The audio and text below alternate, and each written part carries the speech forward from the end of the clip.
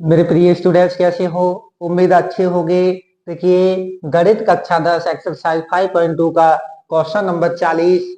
किसी समांतर श्रेणी के 7वें पद का 7 गुना उसके 11वें पद के 11 गुना के बराबर है।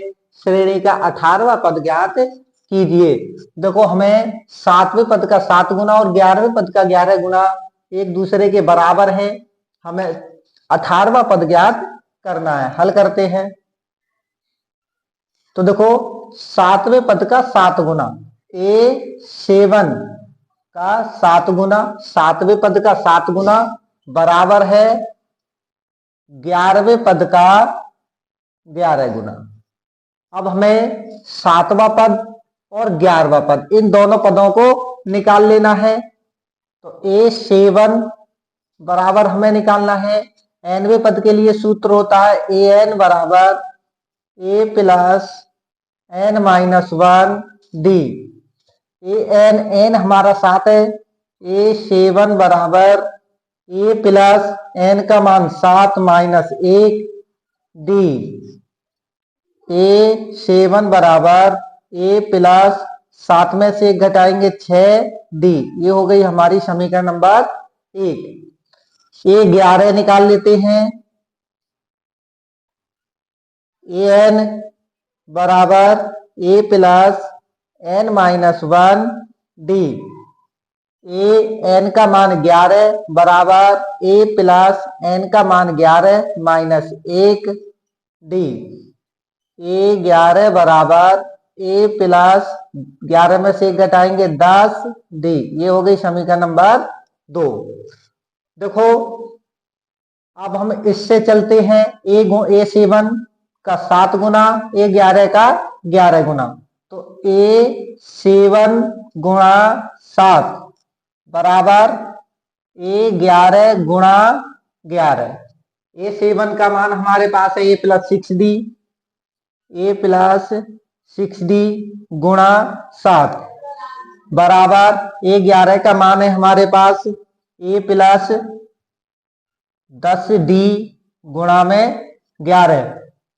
देखो, ये गुणा में है, इसकी गुणा इस पूरे पद में हो जाएगी। तो A की गुणा 7 में करेंगे तो 7A प्लस 7 की गुणा 6D में करेंगे तो 7×6 42D बराबर 11 की गुणा A में करेंगे तो 11A प्लस 11 की गुणा 10 में करेंगे तो 110D।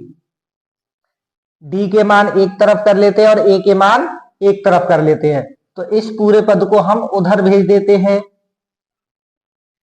11A और इधर से प्लस 7A उधर जाएगा तो माइनस का 7A और 110 प्लस का 110D और प्लस का 42D उधर पहुंचाएंगे तो माइनस का 42D बराबर 0। 11A में से 7A घटाएंगे तो 4A प्लस 110D में से 42D घटाएंगे तो 68D बराबर 0। देखो, इसमें हम 4 कॉमन ले ले तो यहां बचा A प्लस 17 चौका 68, तो यहां आ गया 17D बराबर 0। इस 4 के गुणा में है ये 4, इधर भेजेंगे तो भाग में जाएगा।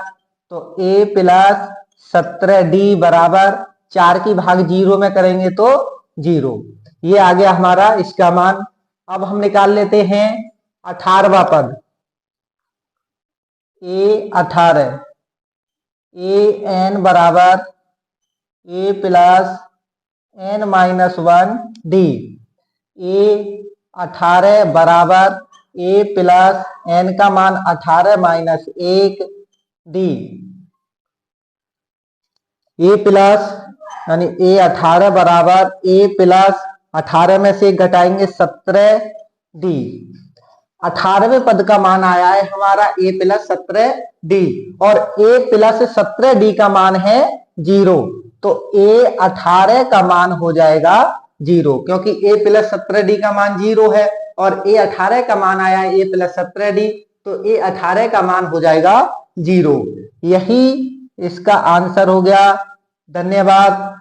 एक चीज और, 7वें पद का 7 गुना 11वें पद का 11 गुना। तो 7 और 11 बराबर 18। तो 18वां पद पूछा था और इस प्रकार से हो तो उसका मान 0 होता है। अगर वो पूछ ले 20वां पद का 20 गुना और 30वें पद का 30 गुना है तो 50वां पद ज्ञात कीजिए, तो इनका भी मान 0 होगा। कभी एमसीक्यू में दे दे तो निकालते बैठो, 4-6 मिनट गायब करो। इसलिए अगर दोनों का योग जो पद पूछा है उसके बराबर होगा तो उसका मान 0 होगा। धन्यवाद।